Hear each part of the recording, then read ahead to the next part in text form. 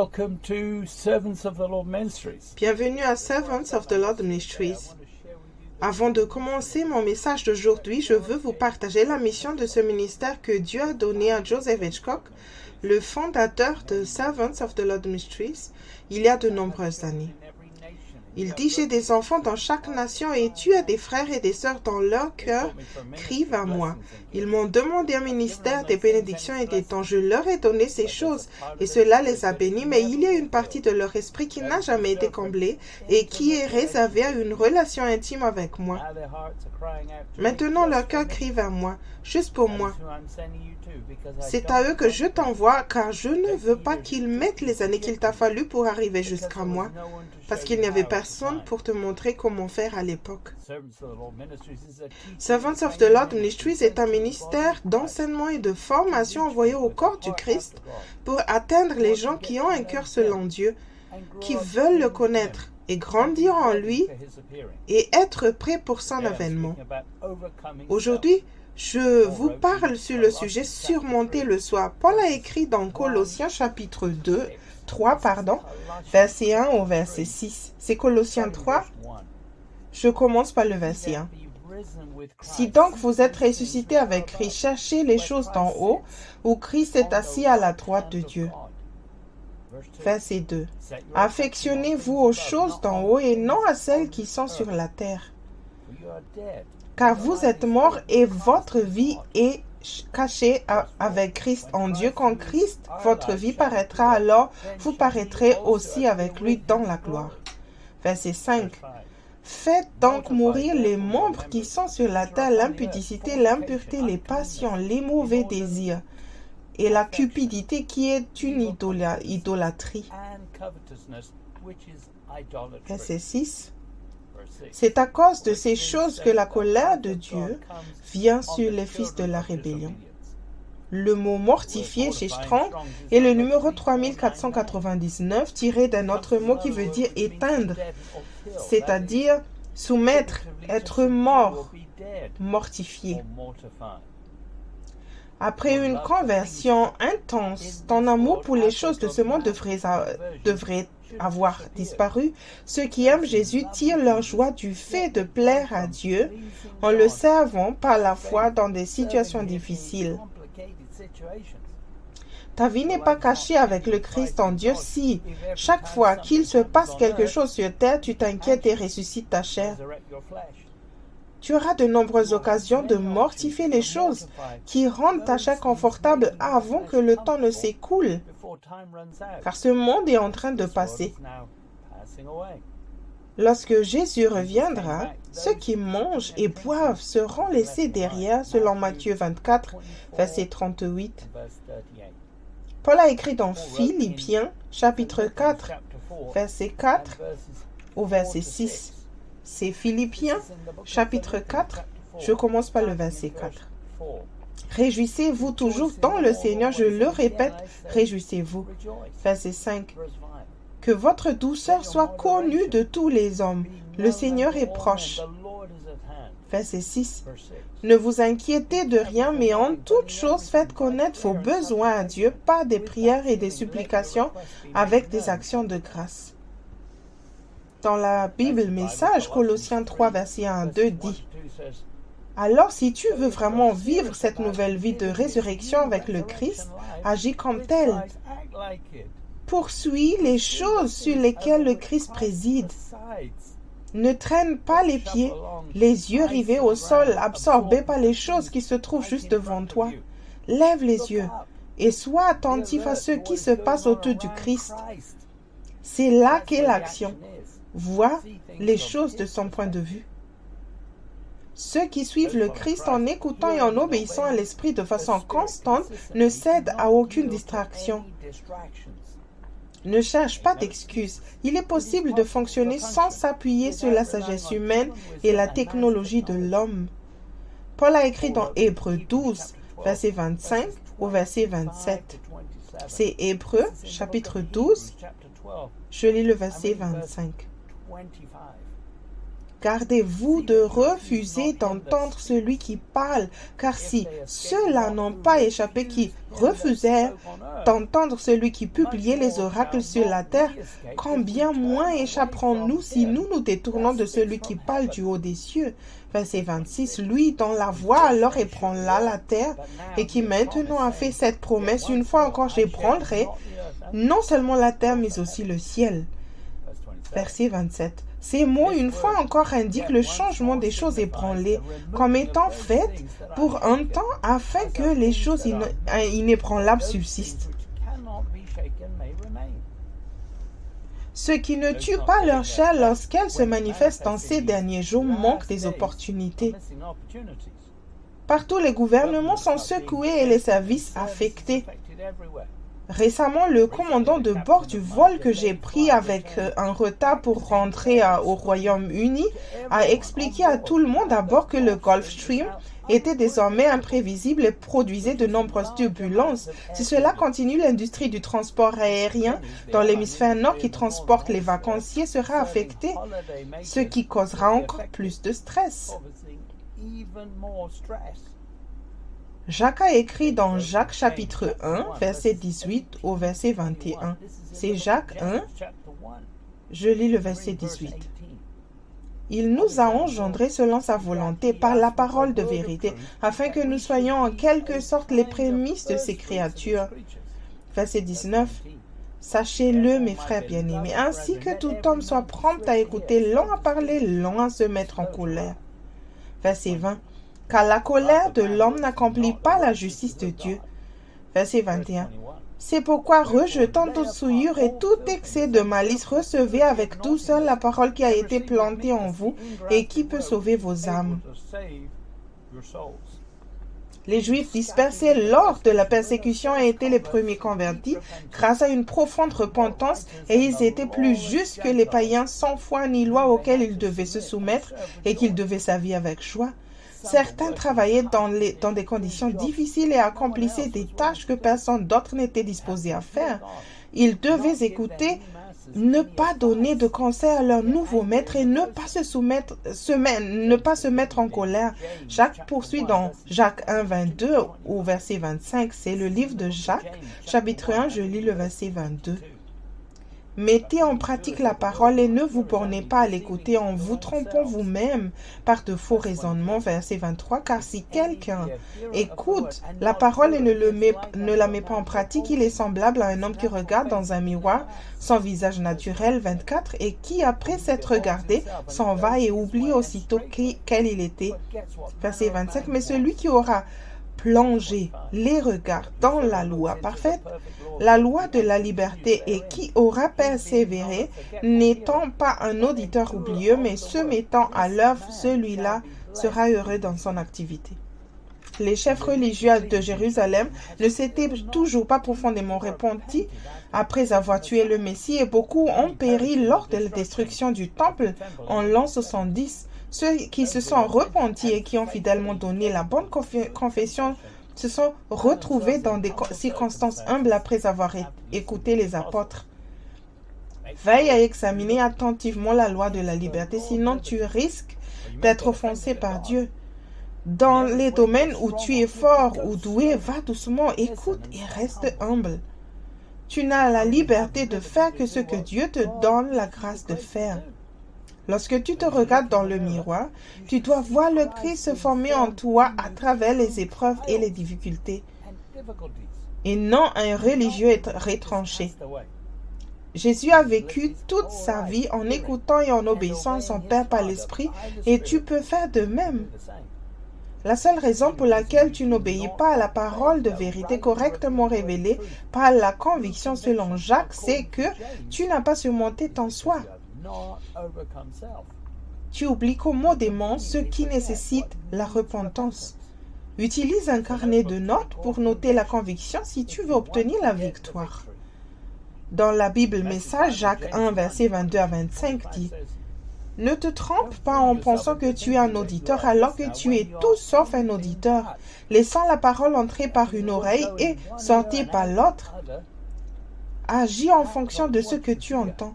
Ceux qui entendent et n'agissent pas sont comme ceux qui se regardent dans le miroir, s'éloignent et 2 minutes plus tard n'ont aucune idée de qui ils sont, de ce à quoi ils ressemblent.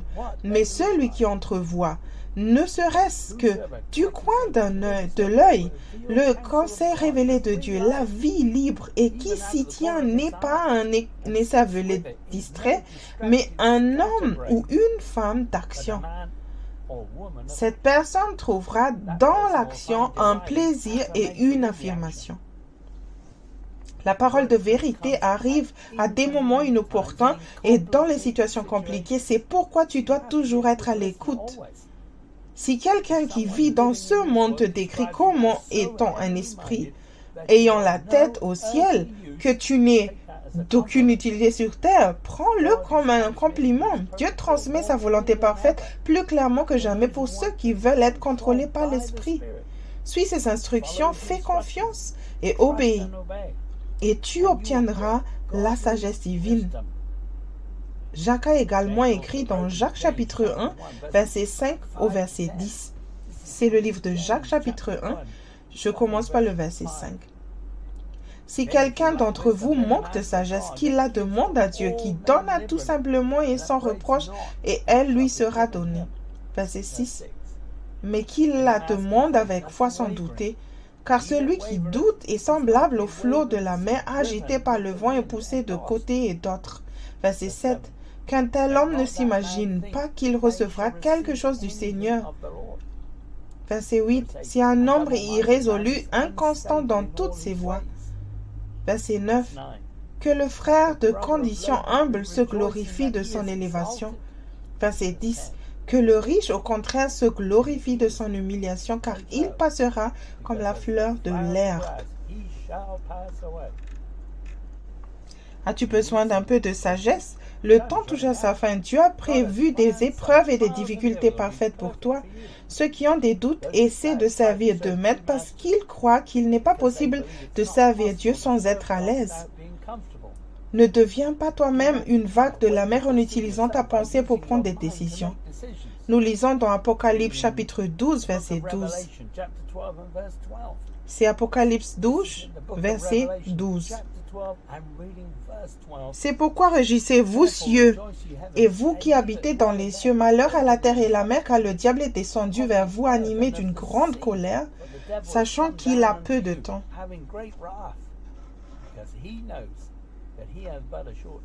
Le terme mer est utilisé pour décrire ceux qui comptent sur la sagesse terrestre pour rendre leur vie plus confortable.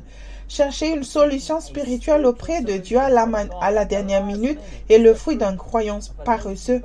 Si tu continues à utiliser ta pensée, tu créeras à la fin de ta vie une situation très difficile que tu devras surmonter par la foi pour terminer ta course. Jésus a dit dans Jean chapitre 5, verset 30 au verset 36. C'est l'évangile de Jean chapitre 5, je lis le verset 30. Je ne puis rien faire de moi-même, selon que j'entends, je juge, et mon jugement est juste parce que je ne cherche pas ma volonté, mais la volonté de celui qui m'a envoyé. Verset 31. Si c'est moi qui rends témoignage de moi-même, mon témoignage n'est pas vrai. Verset 32. Il y en a un autre qui rend témoignage de moi, et je sais que le témoignage qu'il rend de moi est vrai. 33. Vous avez envoyé vers Jean et il a rendu témoignage à la vérité. 34. Pour moi, ce n'est pas d'un homme que je reçois le témoignage, mais je dis ceci afin que vous soyez sauvés. Jean était la lampe qui brûle et qui luit, et vous avez voulu voir réjouir une heure à sa lumière. 36. Moi, j'ai un témoignage plus grand que celui de Jean, car les œuvres que le Père m'a donné d'accomplir, ces œuvres même que je fais témoigne de moi, que c'est le Père qui m'a envoyé. Dans le livre Réveillez-vous, le temps touche à sa fin, volume 3, sur la maturité spirituelle, dans l'introduction à la page 8, Joseph Hitchcock écrit: Ce passage de Jean 5, verset 30 est le fondement d'une vie spirituellement mature. Lorsque vous cherchez la volonté du Père plutôt que la vôtre, vous ne pouvez pas vous empêcher d'être spirituel. Vous ne consultez pas votre volonté ou vos préférences personnelles. Ceux qui ont confiance en la chair n'ont pas vaincu leur soi. Jésus avait la vie et le pouvoir de représenter Dieu sur terre. L'homme a été créé à l'image de Dieu pour faire de même. Les Juifs religieux ont même eu l'occasion d'éprouver une tristesse divine à la mort de Jean-Baptiste, mais ils n'ont eu aucun remords parce qu'ils résistaient à la vérité et se servaient de leur raison. Nous lisons dans Marc chapitre 2, versets 16 à 17. C'est l'évangile de Marc, chapitre 2, je lis le verset 16. Les scribes et les pharisiens, le voyant manger avec les publicains et les gens de mauvaise vie, dirent à ses disciples, « Pourquoi mange-t-il et boit-il avec les publicains et les gens de mauvaise vie ?» Verset 17. Ce que Jésus ayant entendu, il leur dit, « Ce ne sont pas ceux qui se portent bien qui ont besoin de médecins, mais les malades. Je ne suis pas venu appeler des justes, mais des pécheurs. »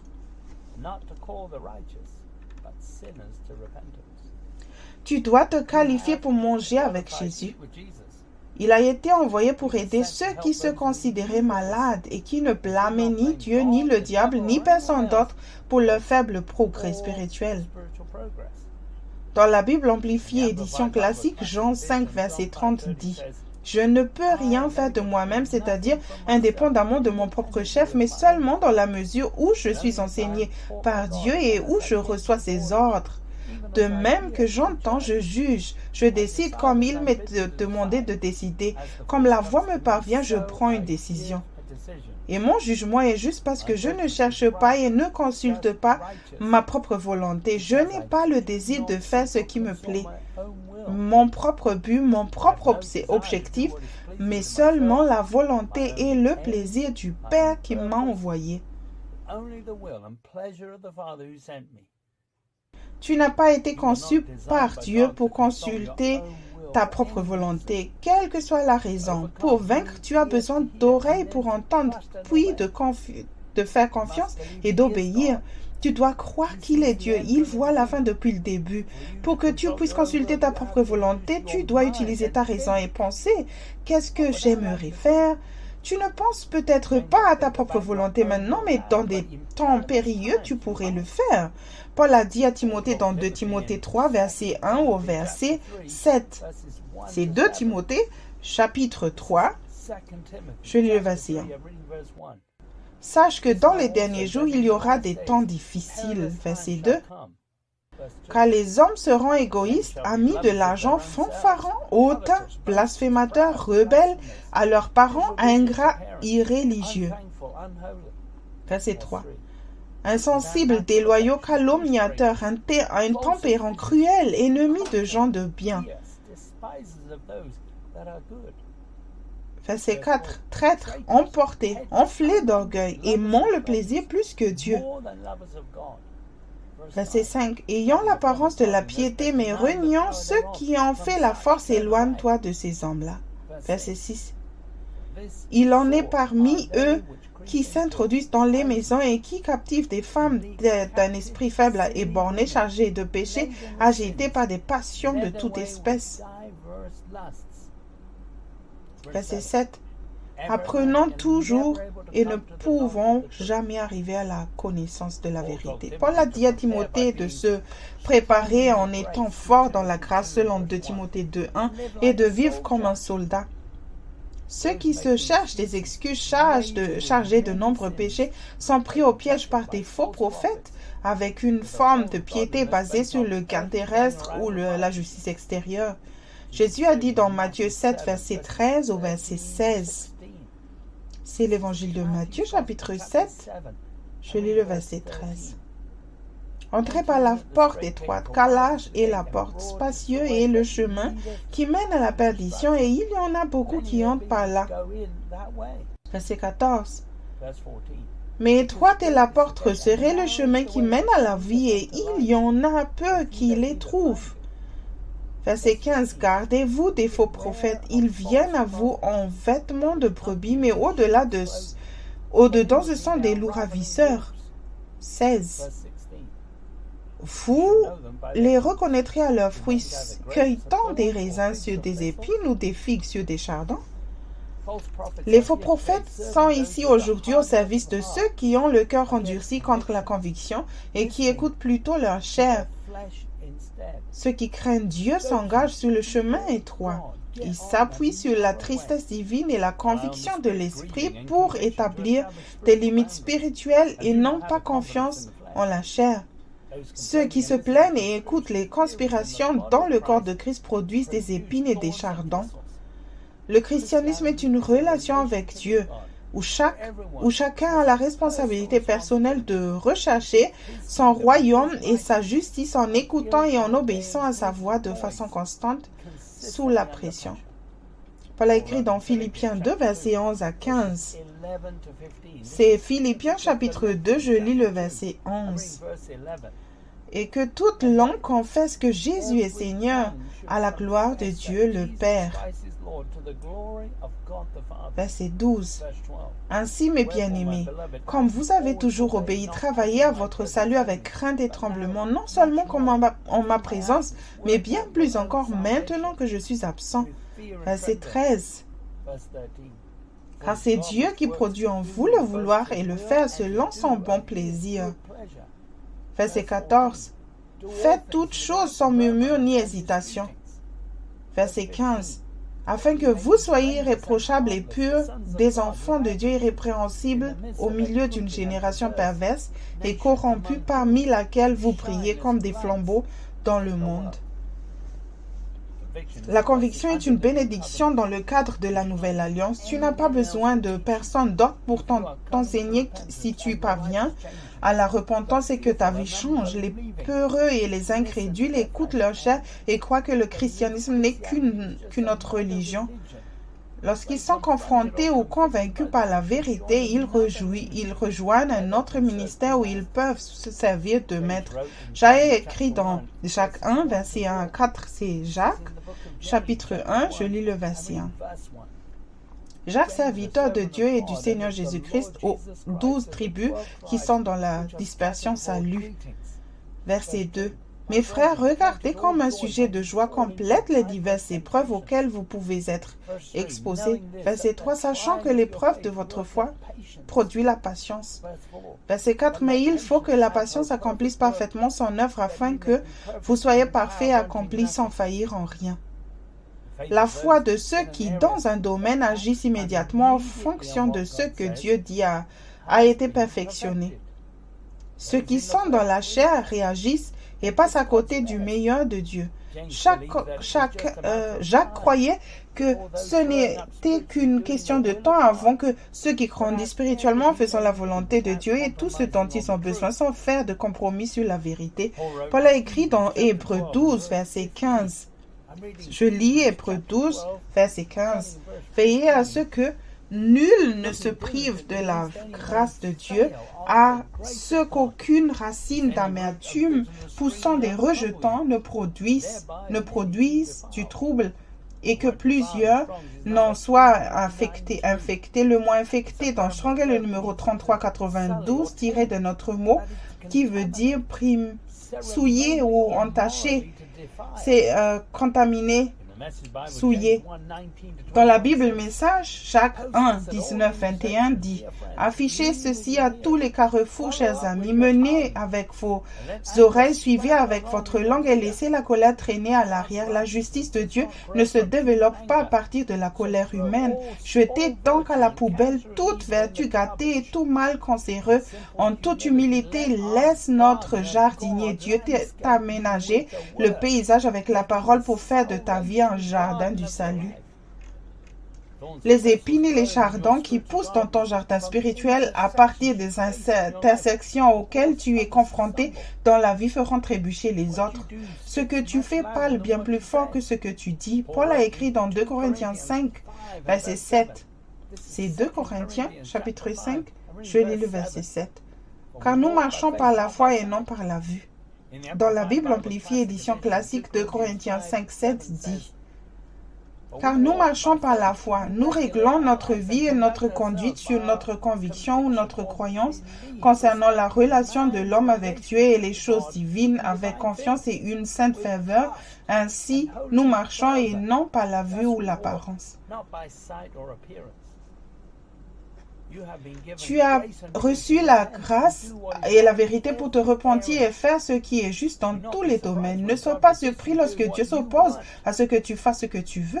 Tu ne marches pas par la foi aujourd'hui si Dieu ou l'un de ses serviteurs ne réglait pas ta vie. David a écrit dans Psaume 23, verset 1 au verset 4, ce sont les psaumes, chapitre 23, je lis le verset 1. Cantique de David, l'Éternel est mon berger, je ne manquerai de rien. Verset 2, il me fait reposer dans de verts pâturages, il me dirige près des eaux paisibles. Verset 3, il restaure mon âme, il me conduit dans les sentiers de la justice à cause de son nom. Verset 4, quand je marche dans la vallée de l'ombre de la mort, je ne crains aucun mal car tu es avec moi. Ta houlette et ton bâton me rassurent.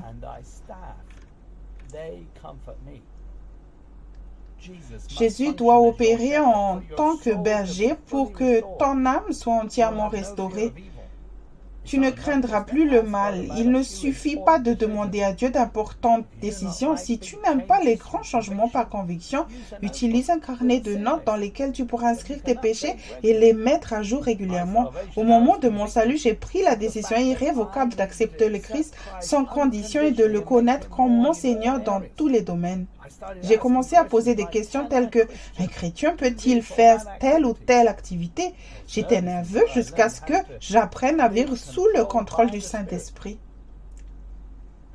Charles Wesley a écrit une cantique en 1740.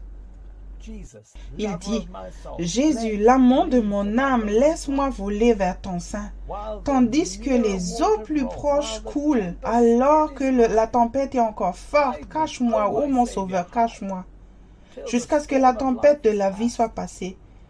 En toute sécurité, dans le guide du havre de paix, ô reçois enfin mon âme. Je n'ai pas d'autre refuge. Accroche mon âme sans défense à toi. Ne me laisse pas seul.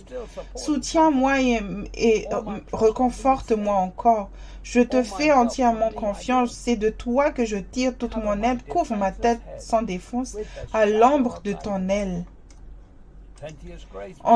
On trouve auprès de toi une grâce abondante, la grâce pour couvrir tous mes péchés. Que les courants de guérison abondent.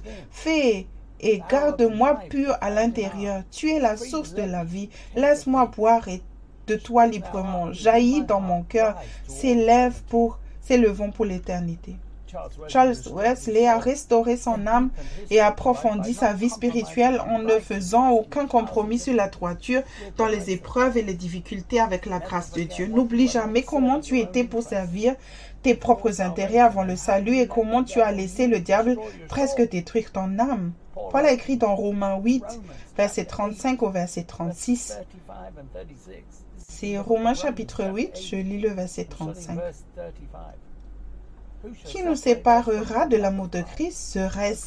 Sera-ce la tribulation, ou l'angoisse, ou la persécution, ou la faim, ou la nudité, ou le péril, ou l'épée?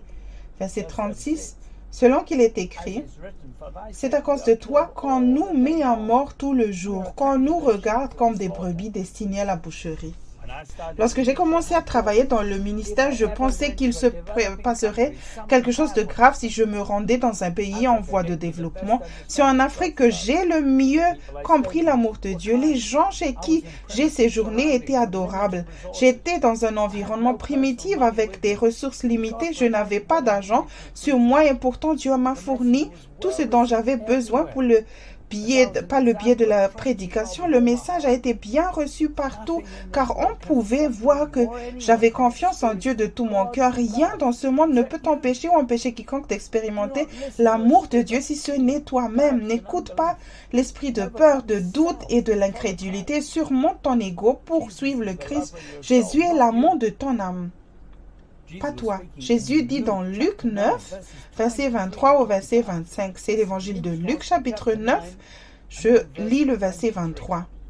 Puis il dit à tous, « Si quelqu'un veut venir après moi, qu'il renonce à lui-même, qu'il se charge chaque jour de sa croix et qu'il me suive. » Verset 24. « Car celui qui voudra sauver sa vie la perdra, mais celui qui la perdra à cause de moi la sauvera. » Verset 25. « Et que servirait-il à un homme de gagner tout le monde s'il se détruisait ou se perdait lui-même » Dans la Bible amplifiée édition classique, Luc 9, verset 23 dit, « Et il dit à tous, si quelqu'un veut venir après moi, qu'il renonce à lui-même, se renier, s'oublier, se perdre de vue et perdre ses propres intérêts, se refuser et s'abandonner, qu'il prenne sa croix chaque jour et qu'il me suive, s'attacher fermement à moi, se conformer entièrement à mon exemple dans la vie et s'il le faut dans la mort aussi. » Ce que tu gagnes dans cette vie sans le demander à Dieu t'occupera à faire d'autres œuvres mortes à cause des soucis de ce monde. Tu périras en n'ayant pas le temps de te repentir profondément. Paul a écrit dans Romains 7, versets 14 à 15. C'est Romains chapitre 7, je lis le verset 14. Nous savons en effet que la loi est spirituelle, mais moi je suis charnel, vendu au péché. Verset 15. Car je ne sais pas ce que je fais, je ne sais point ce que je veux, et je fais ce que je hais. Paul a découvert que le moi n'est pas spirituel et qu'il fait donc partie du problème. Ton vieux toi intérieur séparé de Dieu est toujours à la recherche de l'option la plus facile. Ne l'écoute donc pas. Les chrétiens charnels fidèles à eux-mêmes utilisent les propos de Paul pour excuser leur état de pécheur. Nous lisons dans Apocalypse 12, verset 11. C'est Apocalypse, chapitre 12, je lis le verset 11. Ils l'ont vaincu à cause du sang de l'agneau et à cause de la parole de leur témoignage, et ils n'ont pas aimé leur vie jusqu'à craindre la mort. Dans le livre Lumière, au chapitre 5, sur le bon soldat, comme titre, et dans les pages 32-33, Joseph Hitchcock écrit « Nous devons être prêts à payer le prix pour avoir la victoire sur Satan. Nous avons la possibilité de vivre dans l'esprit et d'être utilisés par Dieu pour vaincre le diable. Mais Satan nous vaincra si nous essayons de le surmonter par la chair.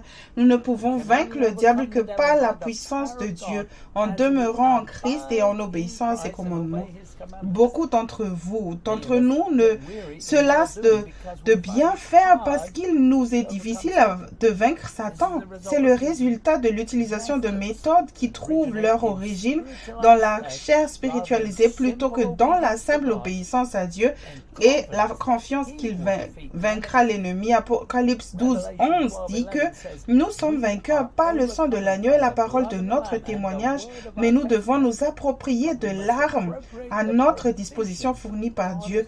Nos vies devraient refléter les vérités de la Bible, mais nous devons demeurer en Christ si nous voulons avoir la victoire sur le diable et la paix. Le fruit de votre vie prouve si vous êtes ou non un enfant victorieux de Dieu et un soldat efficace dans son armée. Si vous vous retrouvez vaincu par l'ennemi et que vous vous soumettez continuellement à votre nature pécheresse, vous êtes encore dans la nature adamique. Cependant, lorsque vous demeurez dans le Christ, la victoire est déjà acquise. Dieu vous aide lorsqu'il est votre Seigneur et vous serez victorieux si vous marchez dans ses voies. Pour vaincre la chair et le diable, la puissance du Saint-Esprit est disponible aujourd'hui pour ceux qui veulent entendre, lui faire confiance et lui obéir constamment. Si tu n'aimes pas Jésus avant toi-même, tu seras toujours vaincu. Jésus est le meilleur placé pour prendre toutes les décisions dans ta vie. Il a prouvé son amour en mourant à ta place sur la croix lorsque tous tes péchés personnels ont été mis sur lui. Paul a écrit dans Romains 8, verset 37 au verset 39. C'est Romains chapitre 8, je lis le verset 37. Mais dans toutes ces choses, nous sommes plus que vainqueurs par celui qui nous a aimés. Verset 38, car j'ai l'assurance que ni la mort ni la vie, ni les anges ni les dominations, ni les choses présentes ni les choses à venir. 39. Ni la puissance, ni la hauteur, ni la profondeur, ni aucune autre créature ne pourra nous séparer de l'amour de Dieu manifesté en Jésus-Christ, notre Seigneur. Paul a obtenu une victoire conquérante et triomphale par l'intermédiaire du Christ, car il avait mortifié ses membres terrestres afin d'entendre l'Esprit et de lui obéir en toute constance. Dieu sait ce que fait le diable. Paul savait que le diable n'était pas le problème. Si tu crois que la chair est ton ennemi, tu emprunteras le chemin étroit et tu t'y engageras. Tu feras l'expérience de son amour s'il est le Seigneur de ta vie. Seuls ceux qui empruntent ce chemin découvrent son amour indéfectible et font une déclaration d'indépendance contre le diable qui essaie de les rendre à l'aise avec le péché. Jésus a dit dans Matthieu 6, verset 25, c'est l'évangile de Matthieu chapitre 6, je lis le verset 25. C'est pourquoi je dis, ne vous inquiétez pas pour votre vie de ce que vous mangez, ni pour votre corps de quoi vous serez vêtu. La vie n'est-elle pas plus que la nourriture et le corps plus que le vêtement? Les occasions de faire l'expérience de la sollicitude dans ta vie quotidienne seront perdues à force de réfléchir. Jésus te rappellera ce dont tu as vraiment besoin et en te ramenant des pensées que tu avais oubliées. Pour entendre la voix de Dieu, ta pensée doit être calme. Psaume 46, verset 10. En écoutant ta chair, tu deviendras anxieux. Jésus a dit dans Matthieu 5, verset 13, c'est l'évangile de Matthieu, chapitre 5, je lis le verset 13. Vous êtes le sel de la terre, mais si le sel perd sa saveur, avec quoi la lui rendra-t-on? Il ne sert plus qu'à être jeté dehors et foulé aux pieds par les hommes. Ceux qui suivent le Christ ne se laissent pas marcher sur les pieds ni vaincre une église mature sans tache ni ride et la réponse aux problèmes environnementaux, à l'instabilité économique et à la déforestation. Le péché qui abonde dans le monde est le signe que l'Église a perdu sa salinité, c'est-à-dire ses qualités de conservation par la vérité. Les églises évangélistes acceptent que quelqu'un prêche la repentance des mauvaises œuvres, mais très peu acceptent que quelqu'un prêche la repentance d'œuvres mortes. Une œuvre morte est une œuvre que le Saint-Esprit ne t'a pas ordonné de faire. Beaucoup ne croient pas que le péché consiste à faire le contraire de la volonté parfaite de Dieu, car ils préfèrent être les seigneurs de leur propre vie dans de nombreux domaines. Jésus disait dans Matthieu 18, verset 3 au verset 6, c'est l'évangile de Matthieu, chapitre 18, je lis le verset 3. Et Jésus dit, « Je vous le dis en vérité, si vous ne vous convertissez et si vous ne devenez comme les petits-enfants, vous n'entrerez pas dans le royaume des cieux. » Verset 4, « C'est pourquoi quiconque se rendra humble comme ce petit enfant sera le plus grand dans le royaume des cieux. » Verset 5, « Et quiconque reçoit en mon nom un petit enfant comme celui-ci me reçoit moi-même. » Verset 6, mais si quelqu'un scandalisait un de ces petits qui croient en moi, il vaudrait mieux pour lui qu'on suspend à son cou une meule de moulin et qu'on le jetât au fond de la mer. Nos parents biologiques ont une compréhension limitée, mais notre Père céleste voit la fin depuis le début. Les églises trompées par le diable sont surprises d'entendre que quiconque peut aujourd'hui obtenir des réponses détaillées aux questions quotidiennes. Les dirigeants ayant reçu une éducation naturelle vaincue par le diable te diront que Dieu t'a donné un cerveau et qu'il s'attend à ce que tu l'utilises pour prendre des décisions quotidiennes. Ne laisse personne te convaincre qu'il y a quelque chose de trop petit pour le demander à Dieu. Personne ne peut entrer dans le royaume sans devenir semblable à un enfant. De nombreuses églises évangéliques te diront que naître de nouveau est suffisant, mais ce n'est pas la vérité. Paul a écrit dans Hébreux, chapitre 10, verset 38 au verset 39. C'est Hébreux, chapitre 10, je lis le verset 38. Et mon juste vivra par la foi, mais s'il se retire, mon âme ne prend pas plaisir à lui. Verset 39.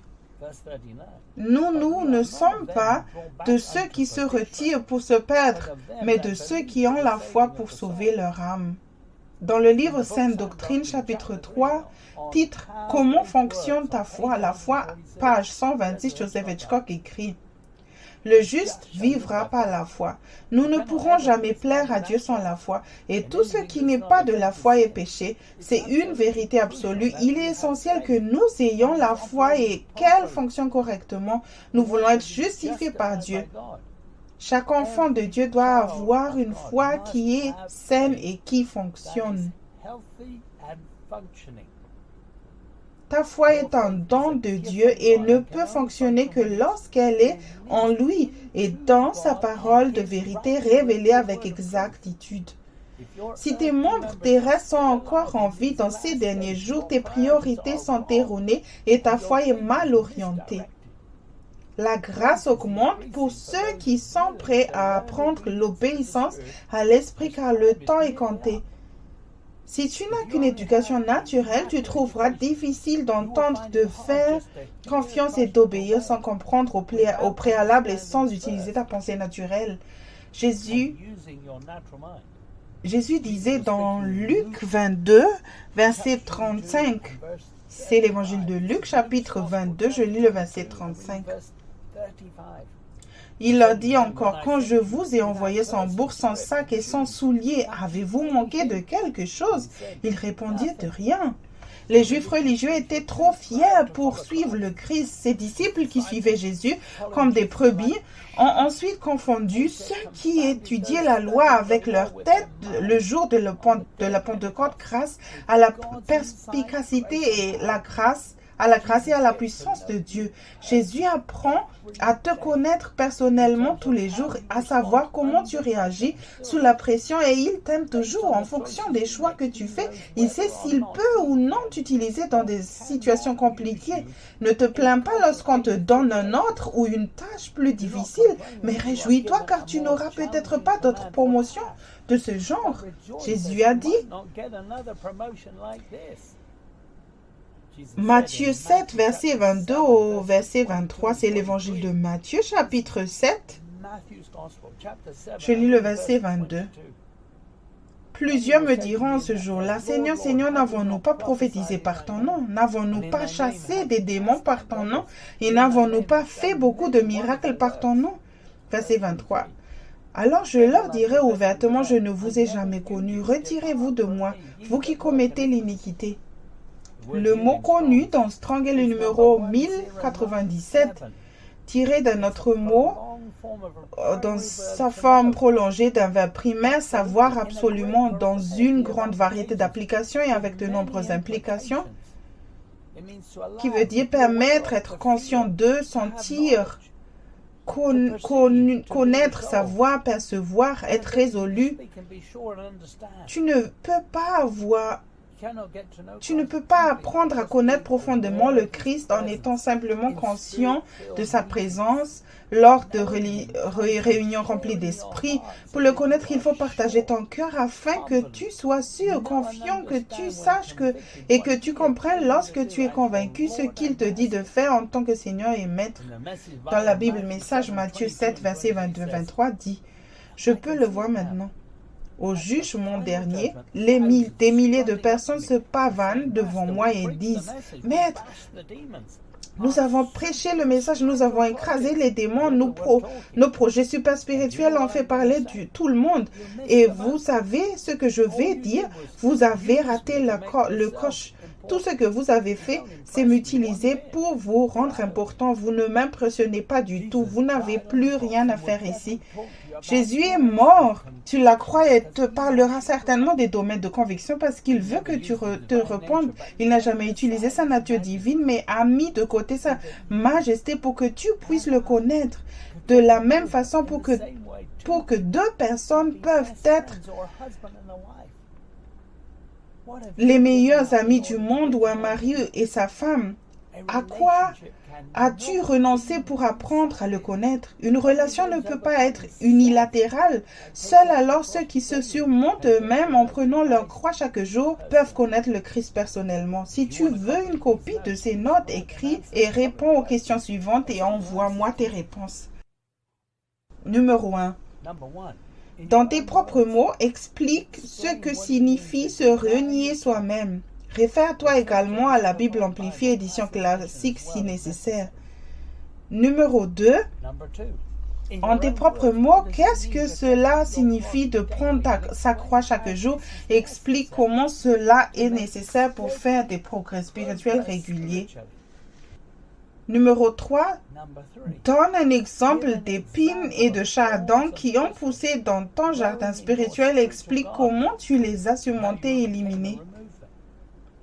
Si tu veux apprendre à connaître et suivre Jésus, alors je te recommande ce livre « Mes brebis entendent ma voix » de Joseph Hitchcock. Si tu veux prendre un nouveau départ, le faire Seigneur et vivre dans la lumière, alors je peux te recommander le livre « Réveillez-vous, le temps touche à sa fin », volume 1, Fondation pour une maturité spirituelle de Joseph Hitchcock.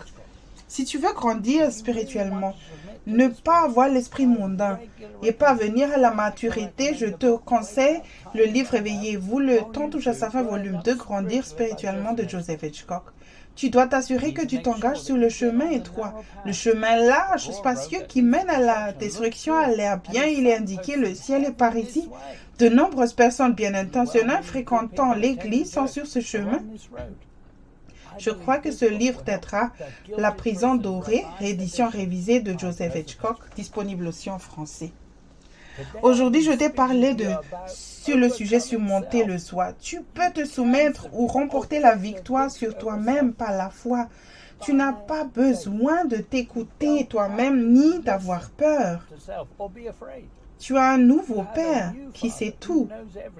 Ma prière pour toi est que tu entendes, que tu aies confiance et obéisses correctement à l'Esprit de Christ.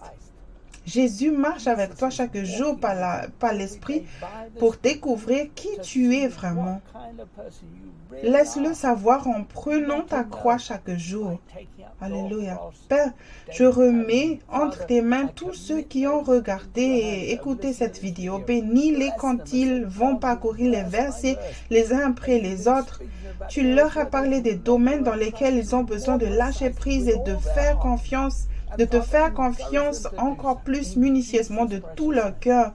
Père, encourage-les de faire ainsi dans le nom précieux de Jésus. Tu trouveras un résumé des Écritures utilisées dans le message d'aujourd'hui sous la vidéo, soit par écrit, soit via un lien vers un site web. Nos coordonnées suivront à la fin de ce message. Que Dieu te bénisse et merci d'avoir écouté.